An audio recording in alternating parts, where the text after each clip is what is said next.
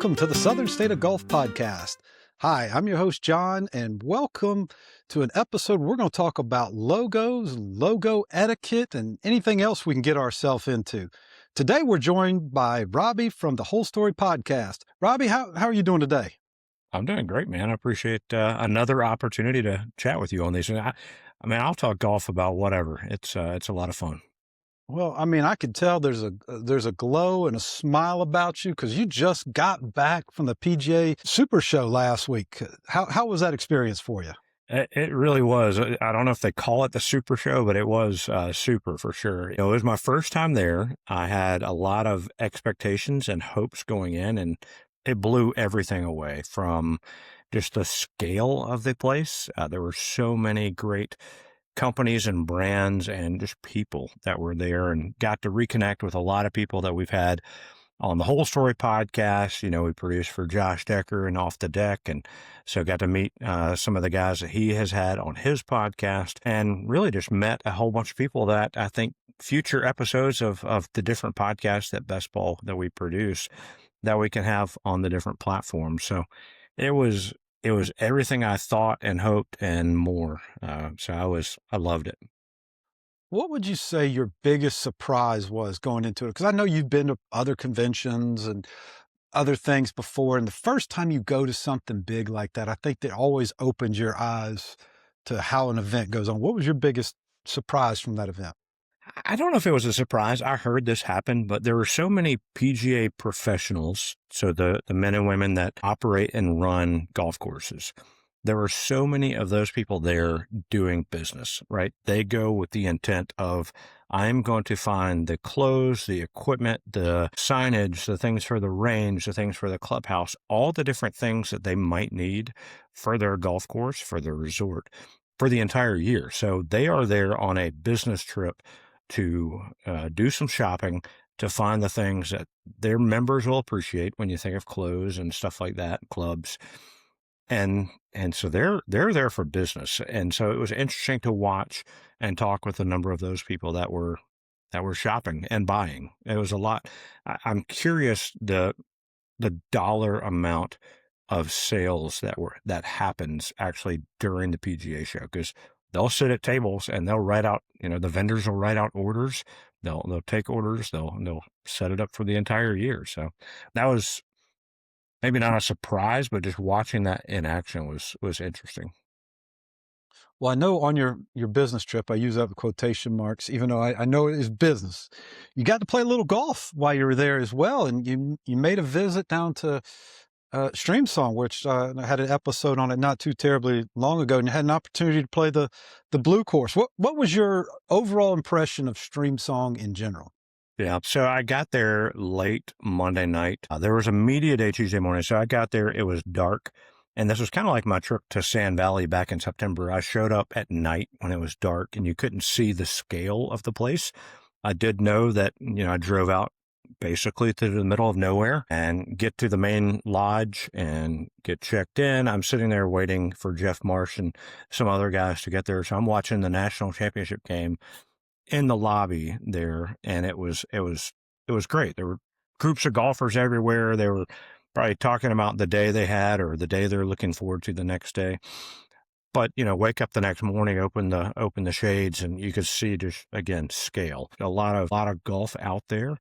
And so my first experience was fantastic. I got to do the media day for the new course that they will be opening, I think in 2027. They're going to do it right. The course, it could probably be played mostly right now, but they're going to let this thing continue to grow in, take care of it.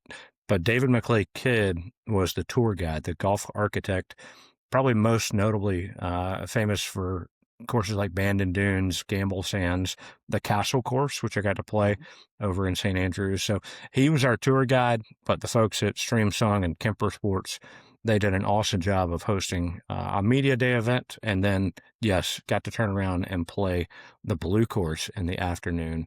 And it was outstanding. I loved it. I loved everything about it. And wish I had time to go play the other ones as well, including the chain like you got to play. Yeah, no, I thought it was amazing. So, what did you feel? What did you like about the lodge? Because I didn't get to go inside the rooms at the lodge there, but I thought it looked really cool from the outside.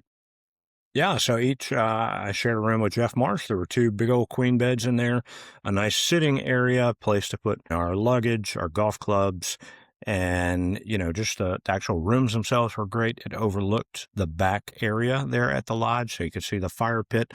There was, one of the water ponds, lakes, whatever they want to call it, with a floating island green out there, which I think people can hit golf shots to. You could see, again, fire pits burning, places where people could gather. Now it was cold, so nobody was outside doing that, but the rooms were great. I've started paying attention because I did get to go again to Sand Valley. The Sand Valley showers, maybe the best shower, actual water pressure, everything else that I've ever been a part of or been able to experience. I guess you don't be a part of a shower experience. But yeah, so the ones at Streamsong, very good as well. But yeah, the whole rooms and everything at the lodge was great. Now, did they give a name for the new course? I know a lot of people kind of speculate they're going to throw out white and get real creative with it. No, they did not. They said they are close to deciding, but they have not released it. And I was told, and I'm taking this on a good authority, that it might not be a color. Oh, Yeah. So there's not much that would surprise me, but that would surprise me considering you got red, blue, black. I mean, mhm. I think everybody just assumes it would be white or Yeah. something like that. I will say this is the one thing that David McClay Kidd commented on is this is the first location, first resort where like kind of the big current four architects have a course. And so he was really excited to join like Hance, Core Crenshaw, and blanking on the other one, Doak. Yeah. And so, yeah, it'll be the first one that has all four of them having a course there. So pretty cool.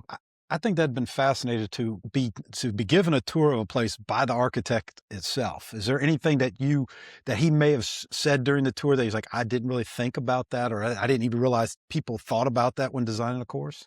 Yeah, so Jonathan and I have been able on the Whole Story podcast to chat with a few architects, and we always ask a question about why do you design this way and stuff like that. And I think it was maybe hole 14 we were out there, and he said I designed this hole to get inside a player's wedge. And then he explained it. There was a fairway bunker that would probably, it was drivable, like you could carry it with a decent little drive, but you could lay back. But he said, I want to get inside somebody's wedge. So most of the time people are going to pull out a driver, they'll hit it over there, and then you'll be about 60 yards. And so the inside the wedge thing is not your full wedge distance probably. So you're having to hit like a half shot. Now you could lay back and hit a full club, but he used the comment getting inside a player's wedge, which I thought was fascinating. He explained different bunkering and slopes and why he did this here or there. So yeah, it was great. And hopefully we'll be having David join us for a podcast here soon to talk just about his design styles and maybe a little bit about the Streamsong course. Wow, and if you can get him on the podcast, that'd be fantastic because I think he's rocking it right now. Absolutely. No, I know that Jonathan would appreciate this question. When you were on the blue course, you went to the halfway house. I think was that halfway house the taco stand? Halfway house or It was, yeah. It was really good. which taco did you get? I got the brisket. It was really good. I actually got it in a bowl, didn't get the shell. They were kind enough to put it in a bowl for me. It was really good. But you talked about food. And again, speaking of the new course, they did introduce us. There's a lunch after the tour, and they introduced us to the specific food item that they will have at the new course. And it's going to be a Scotch egg. I'd never had one of those before. Have you had? No, you're going to have to explain that one. So it's a soft boiled egg and then wrapped in chorizo and then deep fried. And so they make it, they'll cut it in half, drizzle some kind of sauce on it, and that's served up. That'll be the food for the new course. And it was good. See, I think more golf courses need to have their own signature food item. Something like that, I think is fantastic. I had I think it was Pub 59. I had a brisket cheddar sandwich that was so good. So I certainly love food, but Well, we're on this particular podcast, we're going to discuss more about golf logos and logo etiquette, and we'll kind of dive in to a little bit of that. One last question about the PGA show that you went to. Did you see any new logos or anything down there that caught your attention from that regard? I don't know about new logos. I did talk with a few folks. Like there's a PGA Pro from the Glacier Club out in Durango, Colorado. I got to chat with him a little bit, learn more about his course. But I did see somebody, maybe it was the top 100 guy or something, that he said his challenge was just walking around seeing how many logos from the top 100 courses he might spot while people were walking around. So, I mean, you've got the Tree Monster on from the Tree Farm. I did see Drew King and Alex, the new head pro there. And so got to chat with them. I think they were probably rocking a Tree Farm logo. But yeah, there were plenty of people with different logos, but so many different company brands and everything were out there. That was probably what I saw most of. Yeah. Well, as we talk about logos, what are some of your favorite Southern golf logos that you like out there? And I'll share some of mine. I imagine we maybe have some on the same list. What are some of that just jump out to you that you like the most?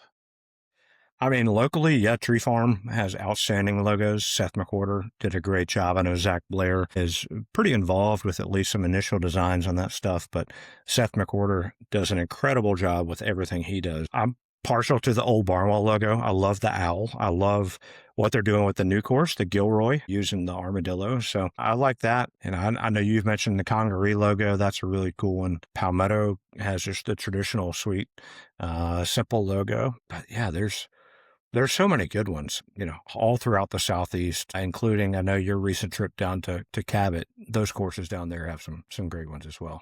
I would encourage people to go back and listen to your podcast with pictures on a scorecard, some of them with Seth McWhorter on there. I listened to one the other day that, that if it was either your podcast or another one he was on, he talked about, the Tree Monster was actually, I think he originally designed for somebody else.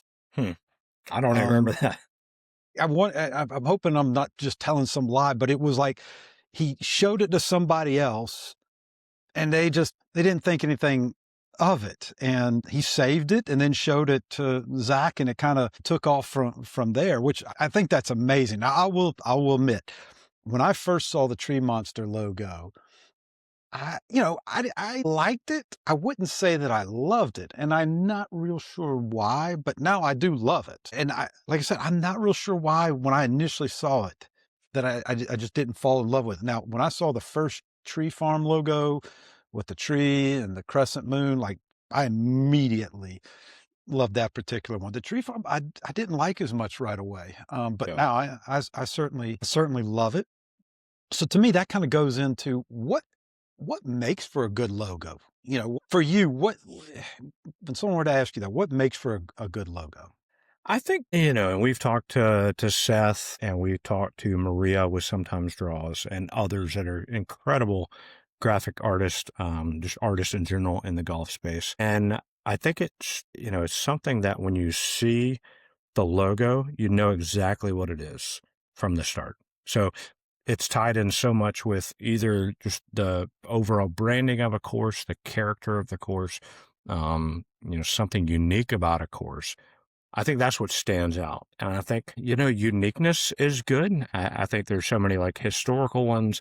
I think honestly, a lot of like the logos from the UK are not great. The old crests. I mean, they're unique and nice in their own way, but they don't have like the playful Tree Monster. Or another one I really like, and just thought about the park at West Palm down in Florida, right? The parrot, like those just stand out to me as like incredible symbols of the course, and is something desirable that you would want to get something. And I know we're going to talk about etiquette when it comes to logos, but it was for me, like I would probably want something with a good logo on it.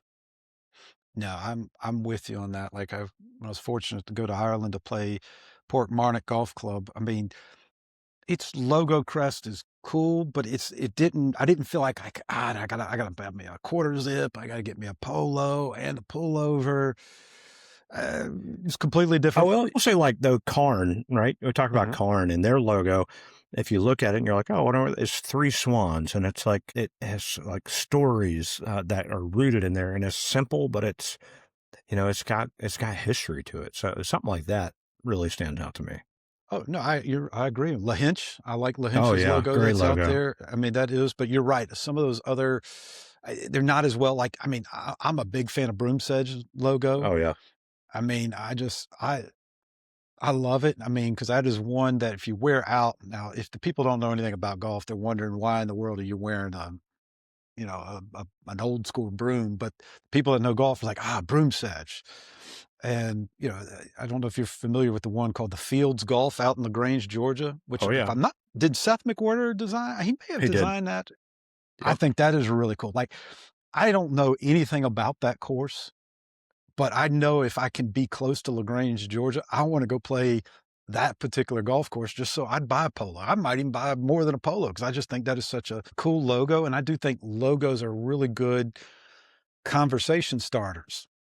And while I was on my trip, matter of fact, at Port Monett Golf Club, I was wearing a Tree Farm pullover, and there's some guy that saw it wasn't the Tree Monster one, it was the one with the crescent moon. And it's like, Tree Farm, knew right away, and his coolest Irish accent. So it was pretty cool to see what those particular logos can do for conversational starters when it comes to those different things. But you're right. I like logos that can tell a story or tell a little bit about the particular club. Like I did enjoy when Seth McWhorter was talking about his Pinehurst number 8 story Oh, logo. yeah.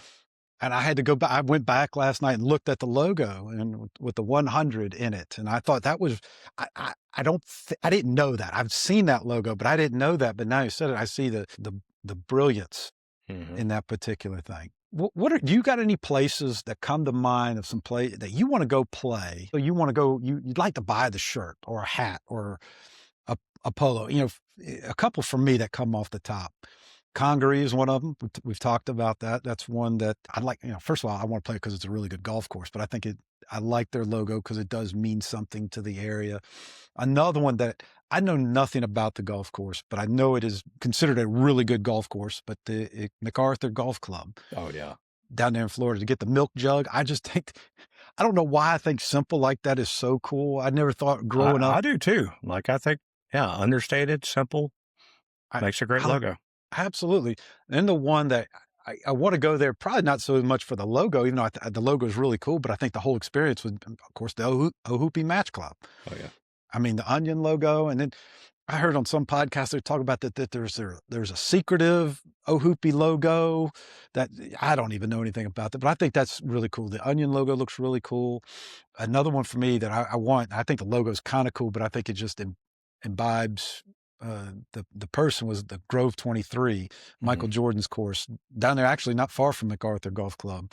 It's got I don't know if it's a Panther or whatever it is, the XX3, 11, which I'm jealous. I've seen that North Carolina's golf club is there or was there over the weekend practicing for something. But I think it'd be so cool just to purchase the gear. Do you have any particular places that you would like to get some from? Yeah, I mean, you mentioned the fields over in Georgia. That's one for Mhm. sure. A hoopy, yes, is kind of at the top of my. And I know your article says don't refer to bucket list, but that's the one I want to play the most this year. Another one is Fall Line. Have you heard of that one yet? Mm-mm. Fall Line's a super private course over in Georgia. I know that's probably hard invite to get, kind of like the Grove. But they have an incredible kind of looks like a crisscross log with a little fire. So really cool. And then, Park Mammoth up in Kentucky is Mhm. one I almost played this past summer, just on my best ball road trip. I did not end up playing there because I met up a friend in Nashville and played with him instead.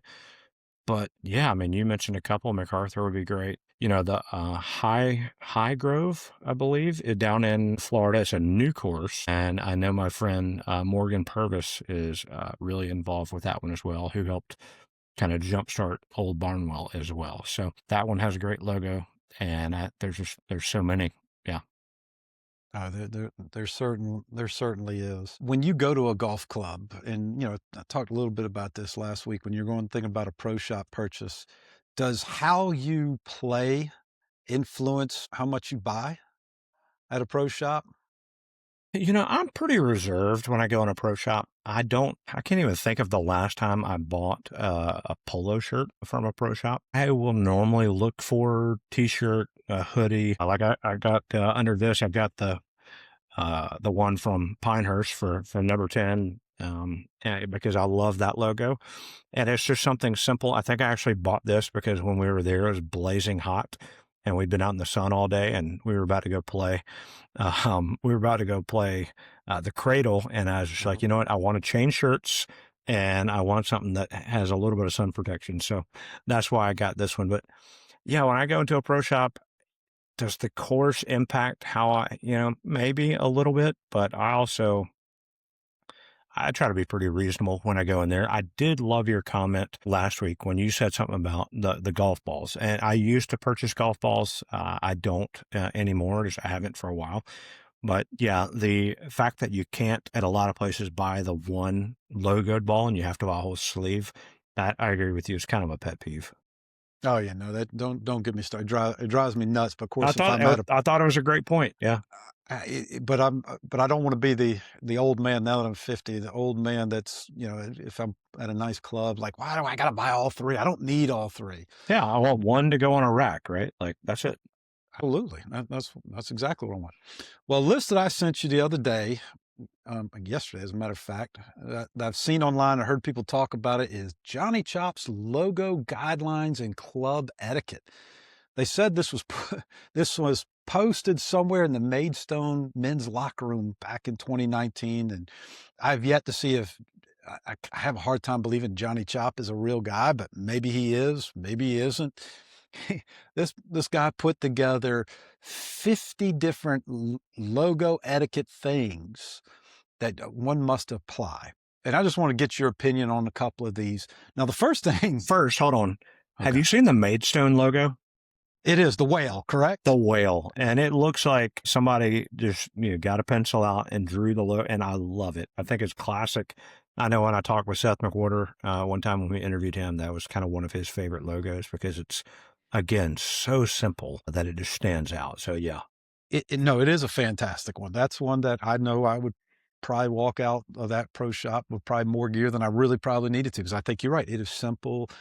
And I think it's got the date on there too. I like when they can incorporate the date on their a little logos. bit, but I will say logo is kind of conversation Masters stuff. Like I don't want the Masters 2026, like, because, am I going to wear it? And I know in this list, there's things about Masters gear and wearing it and stuff. But am I going to wear, the 2019 Master stuff? Now, if I had some 2020 gear, that would be awesome because that's the one that happened in November. It's kind of, I don't know. That's a little bit of a turnoff for me, having the date on something. Well, I'm okay with the date if it signifies the beginning of the club, like that was the year that the club was founded. But I'm with you on that. With the, I don't know. Does a lot of the Masters gear have the year on it? Maybe the flags do. I think some of the hats do. And yeah, the flags do. And I'm okay with the flag, I guess. Yeah. No, you're right. I'm with you. I'm with you not always having the date on it.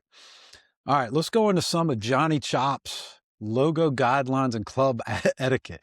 Now, I'll start off with his exemptions. He put 3 exemptions in there: that you're a scratch or better golfer, and or a member of a top 20 club, and or a member of 2 top 100s.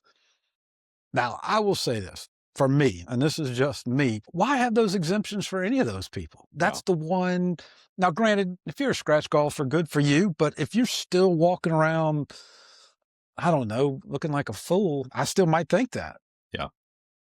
Yeah, that's the only one. I mean, if you're a member of a top 20 club, you can wear your stuff because you're a member there. Now, this is the one that, there's a lot of different things. I think this was funny. No warring tribes. Don't mix Indian logos.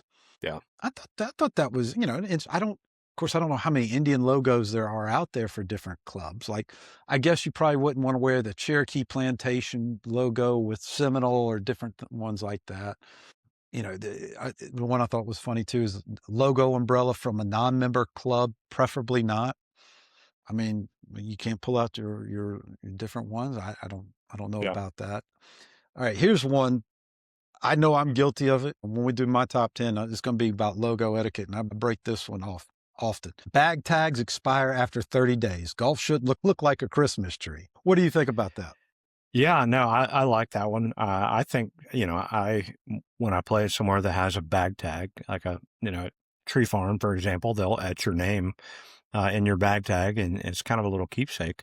Like, one, I would rather hang that up somewhere here in the office, the studio, or two, I don't want it banging around on my bag, because if you do play a few places, all of a sudden that's just extra weight, things clunking around. They could break off, lose it, whatever. So I am in favor of that. I'd say take it off as soon as you can. Yeah, that's why I don't. I guess I look like a Christmas tree. I still got some, matter of fact, I still got some even just like paper ones on there, but I might have to, the tree, I've got one with Tree Farm too. That's really cool. I don't want to take it off. I think it's so cool, but I can understand it, you know, banging around. That's certainly one that I'm going to, I'm going to have to look at that one. All right. This is one I actually kind of agree with, and you don't wear two of the same logo unless you're a member of the said course. What do you think? Yeah, no, one of his early rules was no more than two logos showing from different courses. And I think that goes both ways. So two different logos, and then, like you said, two logos of the same course. Fortunate like you, like we've been able to go play different places and acquire different things. And I will, like, if I have a shirt that has, like this one, for example, the Piners number 10 or the Sand Mines logo, like I have that hat as well that has that same logo here. Like, Mhm. I'm not going to wear this hoodie and that hat at the same time, or I'm not going to wear a Tree Farm logo or, shirt with a, Old Barnwell or whatever hat at the same time. In Robby's rules, I think that's a little much. Yeah, I'm with you. Now, how much detail do you go into when you're about to go play? How much do you consider what you're wearing in terms of this logo, that logo? Do you even look at that, or is that just you've got your own little written rules in your head? I mean, I kind of have my own little rules that I go by, but honestly, like I'm probably putting on a best ball hat anyway. And because, well, maybe that's a question I'll ask you. Like, if I wear something with the best ball logo and then a best ball hat, like, is that too much, right? Like, am I just a walking brand at that point? And I try to balance that too, because sometimes or a lot of times I'll wear a vest. And so our golf shirt will have the logo and, the vest will have the logo. And then maybe I won't wear a hat that has the same one, just so I'm not blatantly obvious about, the best ball brand out there. So I don't know. What's your thought on that?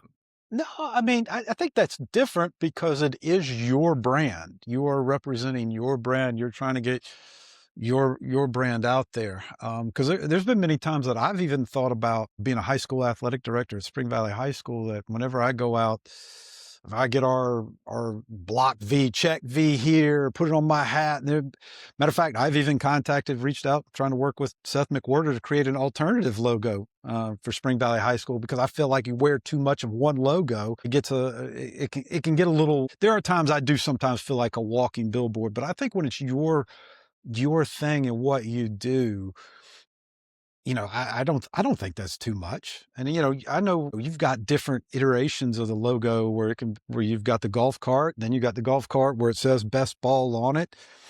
I don't think that's too much at all. I did know Nike for a long time. One of the things that they were big on, they didn't want, if they had a Nike swoosh and say the part of their sweatshirt, we couldn't put another swoosh on the sweatshirt. You couldn't say like so-and-so basketball with the swoosh underneath. You had to take the swoosh off. So that's why you don't see there are some, but you don't see a ton of Nike stuff with more than one swoosh on the front, unless they're trying to, it's not, they do have some out there, but it's not intentional, or they don't do that very often at all. And of course, maybe, once one thing's a rule, 10 years later, it's completely out the door as far as being a rule. Here's another one. Non-golf logos on a golf course. Don't wear it unless you played for the team. Like, don't wear a Braves hat unless you played for that. I don't agree with that, but what do you think? I don't think it matters. I mean, if somebody's grabbing their Braves hat, it's probably because it's their favorite hat. Maybe they don't buy hats everywhere. Unlike myself and you, I imagine, like I've got a stack of hats over here that I could grab. So I'm probably not going to buy or pick up my Red Sox hat or my Gamecocks hat or whatever to go wear out on a golf course, because I've got a golf hat that I could choose to wear besides that. So, but if that's what somebody wants to wear, go for it. I don't care. You don't have to play for the Braves. No, I thought that was a little much for me as well. Well, all right, we're going to get into. I'm going to do my top 10 golf logo etiquette. I do have one though. The first rule on there that he listed, must play it to wear it. That is one rule that I definitely abide by. Like, if I haven't played the course, granted Masters exception, I want to play that course before. Like I said, I did not get to play the chain while I was down at Streamsong, so I was not going to buy anything with the chain logo on it. Yeah, that is one rule that is probably the one I follow the most. Well, and I will. That's a perfect start to my top 10, because that's number one on my list. You must play it to wear it. Like you've got to play it. The only exemptions I would say to that, and I know people say the Masters, although I can debate whether or not the Augusta National logo is a little, they can be slightly different iterations, golf club versus Masters, but that's a little bit different. I would also be okay. I'm not going to buy it if I haven't played it. Now, if somebody were to send me, say, like a Goat Hill Park t-shirt, I'm wearing that t-shirt if they send it to me as a gift. But I told myself, like, and I've mentioned this before, I wanted a Tree Farm polo pullover hat so bad, because I just thought it was so cool, because I also think it also represents the whole area, the state of South Carolina. But I was like, I'm not going to buy one if I haven't played it yet. That was just me. So yes, you must play it to wear it is one of mine. Number two, now, like I said, there may be some exceptions to this, and I mean, you've talked about it a little bit, but for me, no more than 2 logos showing while playing. Like, I think I wouldn't want to wear 3 different logos while you're playing. And I didn't have this hard and fast rule in my head that it's only got to be 2 or less, but I actually tried, most of the time I try to do 1. Yeah. But I'm okay with 2 with a hat or polo. Or how far do you look into it? Yeah, I don't wear multiple golf course logos when I play. So again, if I'm wearing my old Barnwell hat, I'm not going to wear a whatever else shirt or pullover or anything like that. There are other options, and I feel like you're just maybe trying to show off if you do something like that. My overall rule before I go further is, like, always tell people, you go do you. Yeah, like, absolutely. if you're listening to this podcast looking for golf fashion advice for me, yeah, please me don't. This is purely entertainment, and I'm just sharing you what I think. I still want you to continue to listen to podcasts. If you think we're crazy, think I'm way off, I certainly love to hear from you. Now, I am not. My exception though is, let's say you want to wear your Tree Farm hat, but you're a member somewhere else, and your membership has like a nice belt that has the course on it. Like, by all means, wear that, because that's a good golf belt. So I think that's maybe an exception to that rule. Yeah, I think could be little exceptions in there. Now, number 3 for me is no more than 1 logo showing off one particular course. Like, I don't think, for me, the Tree Farm's easy. I don't think I would wear a Tree Farm hat and a Tree Farm polo while I'm playing. Like, unless I'm a member of said course, which I'm not a member of any course right now, so that's not an issue. So I don't think I would wear 2 of the same logos at the same time from the same course. Yeah, I like that. And it's also number 5. I'm going is, do not get a logoed golf bag or luggage on of a private course unless you're a member. My one exception to this, and this is where some people might be a little iffy, backpacks and shoe bags are permitted. What is your thoughts on that? Yeah, I think so. Luggage, yes, and travel bags, yeah, I think that's going a little far. That should be reserved for members. Now, if you are a public play course and you offer those type things, like a landman, by all means, if you want to, they got to sell it to somebody if they don't have members. But yeah, I like that backpack, a nice Jones backpack with a course logo. If that's the logo, you say, I need a backpack and that's the logo I want on it, by all means, get it. I'm telling you, when I played the Tree Farm, if they would have had a Jones bag, I would have bought it. I don't know if it's a good thing or bad thing that they didn't, because I certainly would have. And that's one of those, if I go back, it's one like, okay, maybe they won't have it, but they do. I probably would end up getting it. Okay. As a guest, you don't wear the host logo of the club you're playing. Kind of like the whole idea is, and this goes back to Johnny Chops, he tried to say it's kind of like wearing the t-shirt of the band you're going to the concert to see. What do you think on that? I don't know. I think when you go to a concert, there are a ton of people wearing that band's t-shirt. Now, the band themselves wearing their own t-shirt on stage, that's different. Mhm. But I think, again, I think I've worn my old Barnwell hat when I've gone over there, and I'm fine with that. But, here's what I wouldn't do. I would not wear like a Tree Farm hat over to Old Barnwell because, and I know maybe that's going to be something you talk about, but there's such close in proximity courses. I wouldn't want to do that. But, if somebody wants to wear, they got to go back for a second time after, playing a course and they had bought something before, sure, wear it. That's fine. I don't care. Well, you're going down my list pretty I'm well. sorry. I'm jumping ahead. Man, no, that's great, but you're right. That's the next one. Do not wear rival golf club logos, while at the same time. Like if you're at Old Barnwell, don't wear Tree Farm. And if you're at Tree Farm, don't wear Old Barnwell. And is that really a thing? Have you heard of people talk about that? Or is that just I'm thinking about, that's what I'm thinking about. Yeah, I don't know if it's a thing, and I do want to clarify: Old Barnwell and Tree Farm are not rivals. They are very friendly. The staffs at both places are amazing. They get along great. They have matches between the two staffs. It's I just think there's an exception probably, like if you're on a buddy's trip to a region. So let's say you're coming from out of town and you're going to play Tree Farm, Old Barnwell, Broomsedge, whatever else, like. You might grab something the first day and you're like, I love this logo. I'm going to wear it to the next day because I want to wear it. Like, I think that's fine. But let's say you're a local, I would warn against that. I wouldn't do it. No, I'm with you. Now, this one's a little deviation from the actual golf club logo, but do not visibly wear competing rival brands at the same time. For example, do not wear Nike shoes with Under Armour socks. Like that's a me thing. I cannot, can't stand. Like I think I would have an issue, and you can tell me if I'm off base because I completely could have this wrong. If you're wearing like a Titleist hat and you're swinging Callaway clubs with a Callaway shirt, like to me that just seems off. Am I wrong in thinking that? I don't think you're wrong. I think if it's super blatant, I'm kind of mixed on there. Like if you have the Titleist hat, which is probably the most popular golf company hat that people would wear, wearing that with an Under Armour shirt, tailor-made shirt, to me, Under Armour Armour's not pants, necessarily. Nike shoes. Like, Yeah.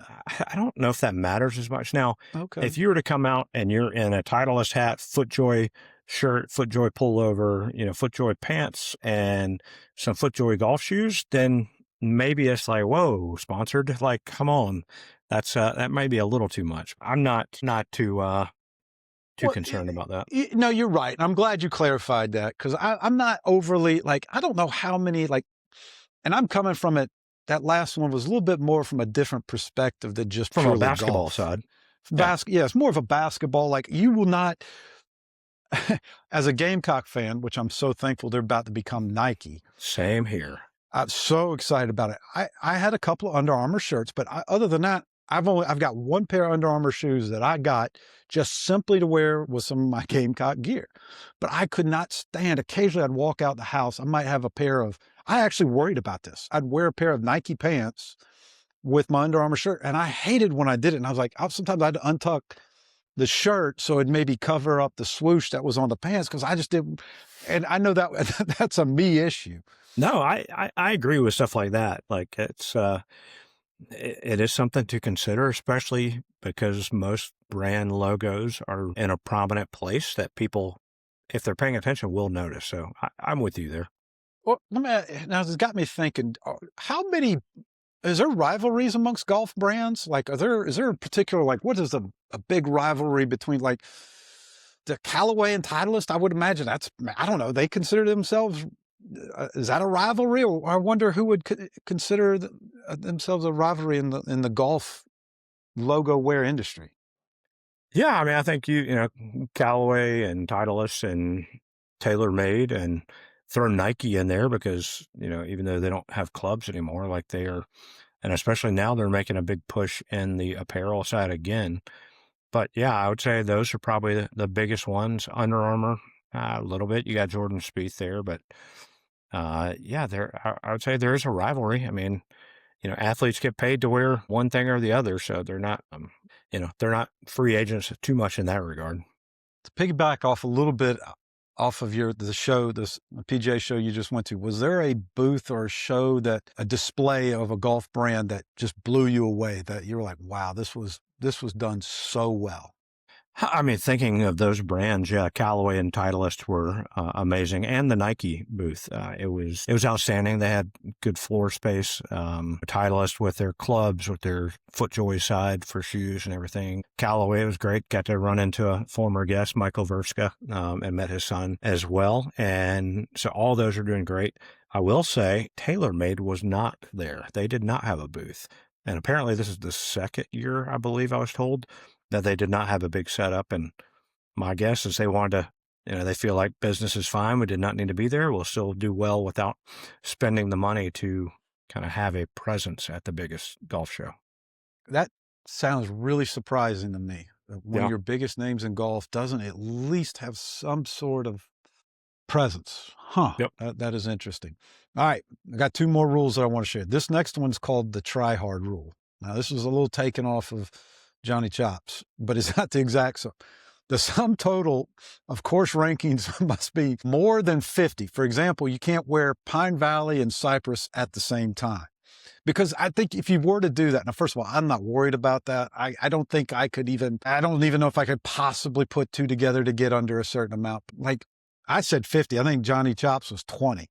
Could you possibly be flexing a little too hard if you put your two best things together and it's a certain ranking? Like I wouldn't want anybody to think, and this is a me issue. I wouldn't want anybody to think, oh, look at it, he's just trying to brag, showing off his best stuff. I mean, is that a thought? Yeah, but I think that goes back to the don't wear two different course logos at the same time. So, I mean, it could be a local muni in Pine Valley. Like I probably would not merge or wear those things at the same time. So, yeah, the idea of wearing a Pine Valley Cypress ones, which that you hope you would get to play someday, maybe not, probably not. But yeah, I would not. There's other times that you can wear those things where it's not at the exact same time. Yeah, because I do feel logos are considered badges of honor. So it's one of those things that you could say, yeah, one, hopefully you've played there. So you can say, I did get the opportunity to play here. And there's a story behind it. Now, if you're wearing the Pine Valley and the Cypress at the same time, it's like, yeah, I got to play here. Look at me. I'm extra special. Like I do say that is kind of a try hard, and you're asking for attention that is a little braggy. So I'm with you on that 100%. I got to figure out how to fine tune that. I haven't sat there with a calculator trying to add up the rankings. All right, just made up 50. No. I'm good. I don't think I'm in any trouble of breaking the 50 rule right now. Yeah. All right. My last logo etiquette of sorts. This one's a little bit different. Do not double fist the complimentary tees that you get in the first hole with the free stuff when you're at a private club. I'm like, just, don't go crazy. Like I will admit, can I go in there and get me a solid handful? Especially if they're not watching.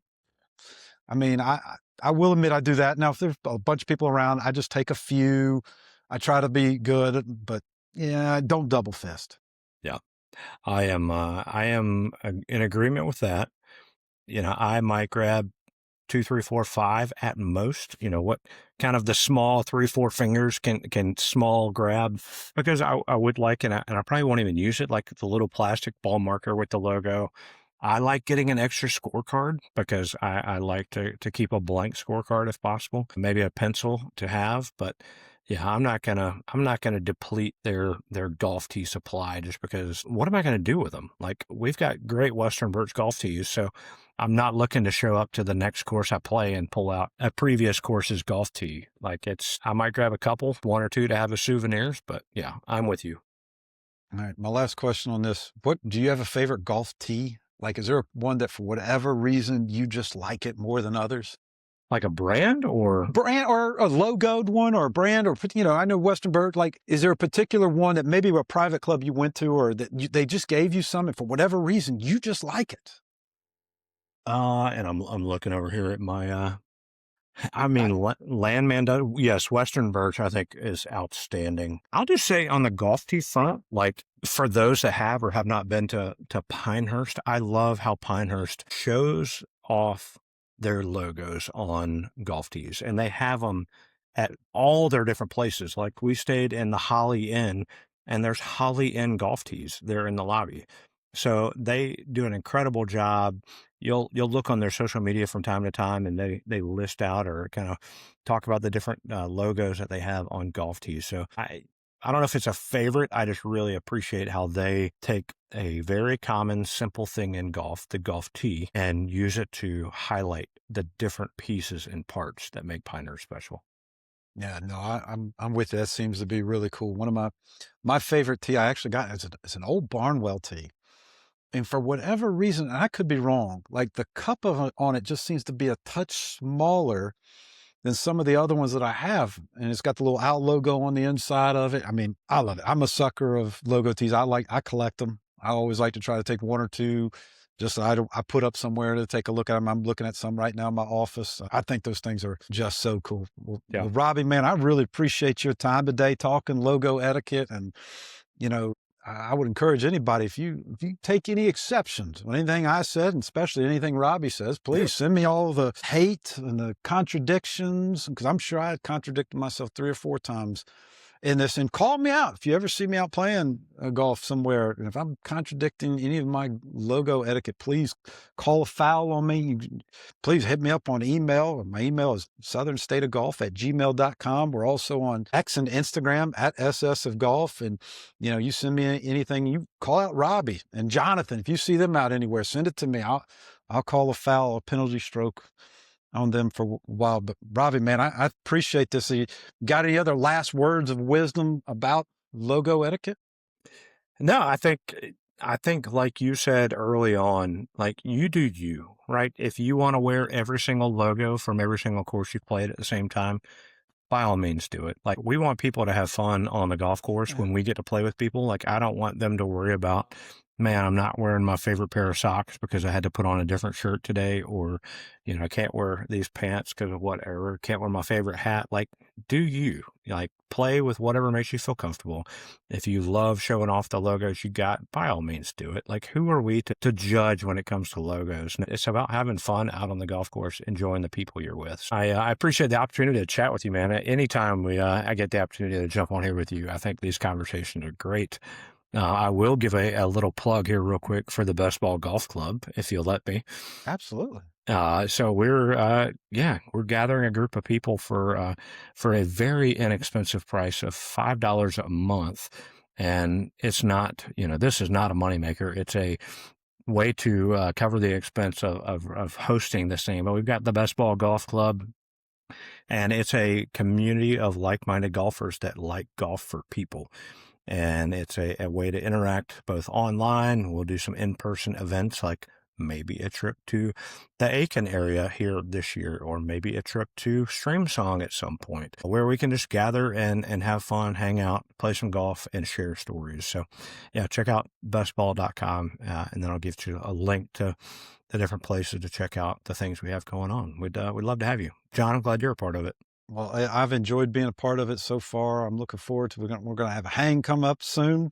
Yeah. As a matter of fact, it'll have already happened by the time the podcast comes out. I've enjoyed reading your post that you talked about at the PGA show, and just seeing the different members that were on there. I think it's really, really cool to connect people with the game of golf, because golf is people. I know that's one thing that y'all talk about.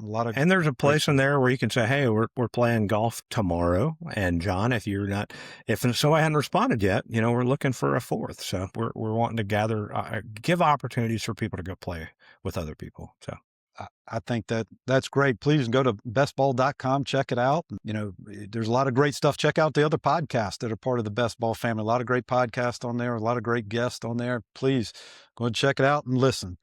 Well, for Robby, I'm John. I appreciate y'all's time listening to another episode of the Southern State of Golf podcast. Have a great day.